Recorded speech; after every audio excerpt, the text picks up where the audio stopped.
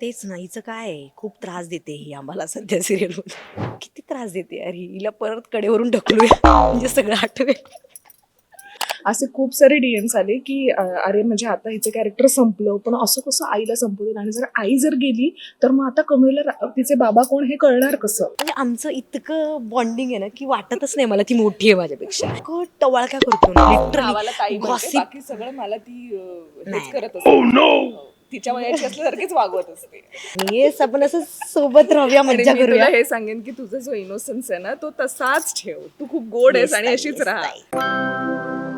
Hello नमस्कार friends, मी मज्जाची नीलम कमळी या मालिकेच्या सेटवर आली आहे आणि सरोज आणि निंगी माझ्यासोबत आहे. कसे आहात? मस्त. तू तू कशी कशी आहेस? मी खूप छान आहे. एकत्र. तुमचं असं नेहमी होतं का? हो. बरेचदा आम्ही जरा सारख्याच सारख्याच आहे. ऍक्च्युली आम्ही खूप सोबत राहतो. म्हणजे जास्त. सिरियसली मी म्हणजे साक्षीला नेहमी म्हणत असते की माझं जे लहानपण होतं, म्हणजे मी जेव्हा हिच्या वयाची होती तेव्हा अशीच होते जशी ही आत्ता आहे. त्यामुळे मला हिच्यामध्ये माझं लहानपण दिसतं. पण आत्ता सरोजला आठवते ही कोण आहे? हो, आता सध्या अशी परिस्थिती झाली.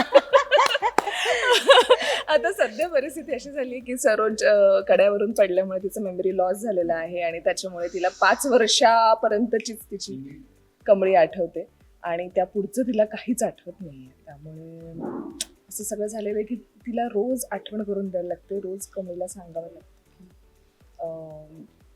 की ती कोण आहे. या दोघी मला ओळख करून देतात की रोज नवनवीन नाव सांगून मला त्या सांगतात की आज मी ही आहे, ती आहे असं.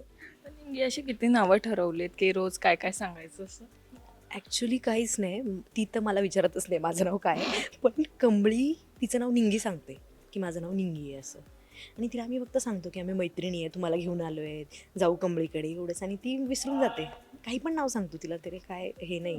तुला ए पुरी असेच बोलवते, कारण माझं नाव सांगितलं तरी माझं नाव लक्षात राहत नाही, त्यामुळे मी तिला सध्या ए पुरी असेच करते. पण निंगी सरोजने काय केलं असं की वेगवेगळे प्लॅन्स पण करते की आठवत नाही तर काही करून करायचं का आपण?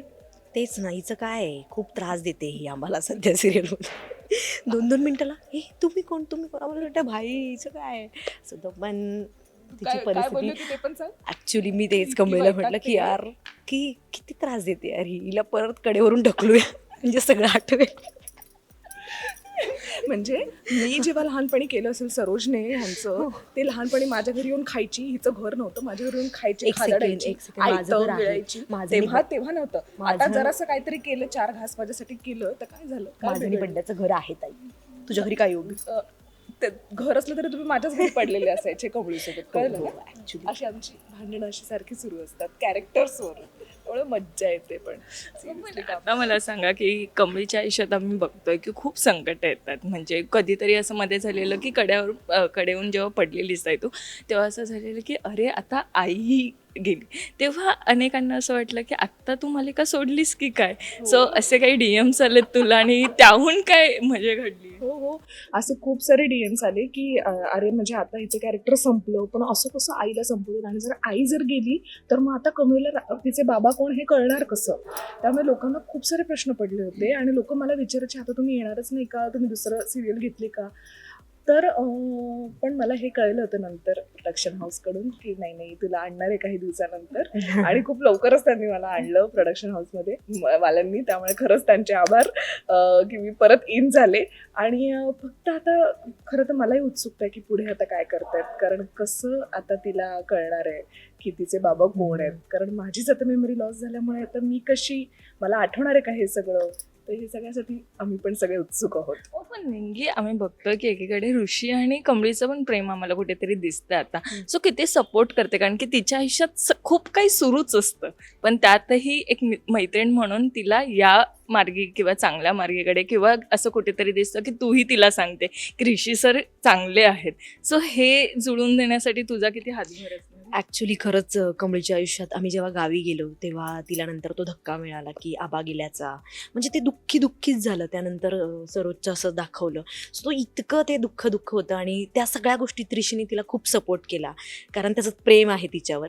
आणि मलाही खूप छान वाटत होतं की तो तिला एक सपोर्ट देतोय. म्हणजे ठीक आहे, तिचे आबा आणि आई नाही आहेत, पण एक ऋषी होता की तो तिची कधीही पाठ सोडणार नाही किंवा तो तिची साथ कधीही सोडणार नाही. सो ही गोष्ट मला एक होती की नाही, ऋषी आहे म्हणून निंगी थोडीशी रिलॅक्स होती. सो हेच सगळं बघायला खूप आवडतं. पण आत्ता जसं मगाशी योगिनी ताई म्हणाले की ताईचं बालपण जसं होतं तशी तू आत्ता आहे, तर तुला ताईसोबत काय फील येतं आणि किती मजा मस्ती सुरू असते? कारण की मी इथे जेव्हाही येते तेव्हा मेकअप रूममध्ये तुमचा आवाज असतो आणि सगळेच असे असतात की अरे फुल मजेने काम करत असता तुम्ही. ॲक्च्युली आम्ही खरंच खूप धमाल करतो. पण योगिनी ताईसोबत सांगायचं झालं तर तिचं म्हणजे आम्ही जास्त सोबत नव्हतो आधी जेव्हा ती गावाकडे होती मुंबईत आल्यानंतर. पण आत्ता जशी ती मुंबईत आली आहे तेव्हापासून म्हणजे आमचं इतकं बॉन्डिंग आहे ना की वाटतच नाही मला ती मोठी आहे माझ्यापेक्षा. म्हणजे लिटरली मी तिला मेकअप रूम मध्ये जेव्हापासून आले यांच्या हां, म्हणजे इतकं तिला असं वाटतं की माझ्यासोबतचीच आहे ही ताई. आणि म्हणजे आम्ही इतकं टवाळक्या करतो ना नावाला ताई लिटरली म्हणते, गॉसिप. बाकी सगळं मला ती हेच नाही. करत असते. तिच्या वयाची असल्यासारखीच वागवत असते. मला म्हणजे तिचा कम्फर्ट झोन आहे ताई. आणि म्हणजे माझं काही असलं तरी मी ताई ऐक ना हे असं आहे काय करू, मग ताई सांगेल किंवा आम्ही गॉसिप. ताई असल्यासारखी तिच्यावर लक्ष ठेवून हो, असते. हो. काय Yes, yes, काय वागते, काय नाही. हिची सुरक्षितता किंवा हिचं कसं वागणं बोलणं हिच्या कम्फर्ट झोनचा विचार करत असते. सो हिला कसं छान वाटेल असंच तिचा विचार मी करत असते. जे माझं कमळीविषयी पण नेहमीच होतं. हो. कमळीला पण मी भले आम्ही मैत्रिणी असलो तरी सुद्धा आई मुलीच्या नात्यासारखाच होतो. आणि आता हिच्यासोबत ही पण आली आमच्यामध्ये, तर ही पण अशी म्हणजे मोठी ताई असल्यासारखीच आहे मी या दोघींची. त्यामुळे मज्जा येते. आमचं नातं bonding बॉन्ड आहे आमचं. खूपच छान झालंय. Yes, असं पण केअरिंग बॉन्ड आहे आमचा. आता याच्याहूनच झालं की आत्ताच सिस्टर डे पण येतोय. सो ताईला काय म्हणायचं असेल तर काय असणार आहे? मी ताईला हेच सांगेल की अशीच तुम्हाला नेहमी प्रत्येक गोष्टीत सपोर्ट करते, मोटिवेट करते. असंच इथून पुढे करत राहा आणि येस आपण असं सोबत राहूया, आणि मज्जा मी तुला करूया. हे सांगेन की तुझा जो इनोसन्स आहे ना तो तसाच ठेव. तू खूप गोड आहेस आणि अशीच राहा. थँक्स फक्त जरा मग बाकीचं राहू दे इथून ताई, मोठी बाकीचं हो. राहू. एक सेकंड ताई, इज्जत घालवते तू.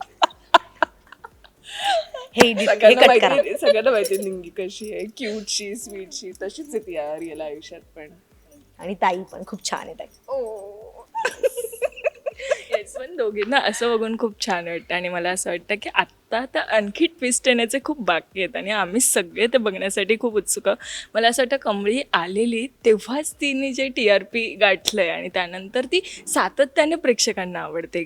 फार कमी मालिका असतात ज्या अशा येतात आणि त्या प्रेक्षकांच्या एक असतं ना की आवडी त्या तशा राहतात. सो काय सांगायला आवडेल प्रेक्षकांना? कमळी ही जशी सुरुवात झाली तेव्हापासूनच शिक्षणामुळे म्हणा खूपशा शाळांमध्ये ती खूपच आवडीची होते. आमचे हिरो हिरोईन ऋषी आणि कमळी सुद्धा इतकी गोड आहेत, त्यामुळे तरुण मुलींमध्ये सुद्धा त्यांची चर्चा आहे. त्याच्यानंतर एक लव्ह अँगल दिला तर ऋषी कमळीचा पण लव्ह अँगल आहे आणि सरोज आणि राजनचं पण एक अँगल आहे. सो त्या दृष्टीने सुद्धा यांची कसे एकमेकांना भेटत आहेत, हिट अँड मिस जे होतात ते सुद्धा खूप आवडले जातात सिरियलमध्ये. खूप त्यांना TRP मिळतोय. सो या सगळ्या कारणांमध्ये आमची कमळी नेहमी नंबर 1 राहिलेली आहे. विषयसुद्धा बरं आमच्या सिरियलमध्ये लोकेशनसुद्धा इतकी वेगवेगळी लोकेशन्स आहेत. कॉलेजची म्हणा, आमचं घर माझं घर तर किती चेंजेस झालं, इकडून तिकडे पळत असते.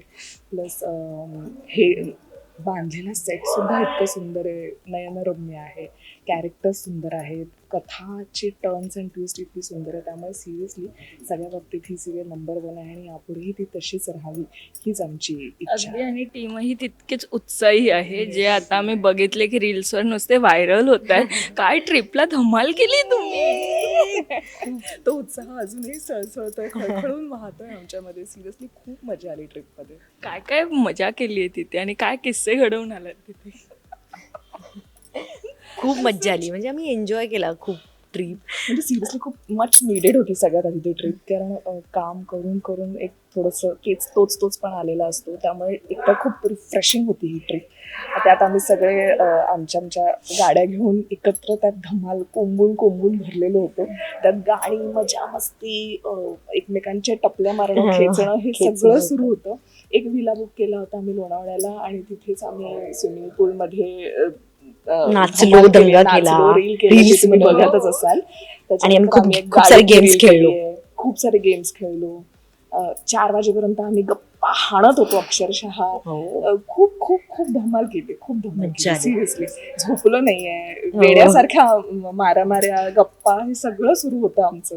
पण त्याच्याने आमचं बॉन्ड अधिक घट्ट झाला आणि त्यात सगळ्यात महत्वाचं मी सांगेन, जे आजोबा आहेत आपले, ते नवीनच आजोबा आम्हाला स्वतःला, कारण मी पण त्यांना शूटिंगच्या वेळेस बघायचे, ते सतत व्हीलचेअरवर बसलेले आणि असे ऍक्च्युली आणि तिकडे ते फुल स्विमिंग पूल मध्ये असे येऊन दंड आजोबा दाखवतायत, एकदम त्यांची बॉडी cool. दाखवतायत आणि खेळात पण सहभागी होत होते आणि आमच्यासोबत 4 वाजेपर्यंत मस्त जागे होते. म्हणजे बाकीचे लोक जांभ्या देतात, आजोबा फ्रेश, तरतरी एकदम फ्रेश. एकदम. मी म्हटलं आजोबा तुम्हाला म्हणजे पहिल्यांदा मी असं बघितलं सिरियसली. पण आणि आजोबांना कमेंट पण किती आल्यात रील्सवर, पूर्ण सगळ्या आजोबांवर आजोबांना, comments. सगळे. सो आम्हालाही ते नवीन आजोबा बघायला मिळाले. सो असे जे पुरुष मंडळींसोबत ज्यांच्यासोबत जास्त, कारण मी कमळी निंगी आमचे सीन असतात, यांच्याशी महाजन फॅमिली किंवा इनामदार फॅमिली सोबत आमचे कधी सीनच जास्त नव्हते. त्यामुळे आता त्यांना पण नव्याने ओळख झाली, भेट झाली आणि खूप मजा आली. येस, आणि अशीच मजा करत राहा आणि असंच आमचं एंटरटेन करत राहा. So thank you so much. Thank you. Marathi मनोरंजन सृष्टीमधील मालिका, चित्रपट, नाटक तसेच कलाकारांबद्दलच्या नवीन अपडेट्स जाणून घेण्यासाठी नक्की सबस्क्राईब करा इट्स मज्जा मराठी या आपल्या नवीन यूट्यूब चॅनलला.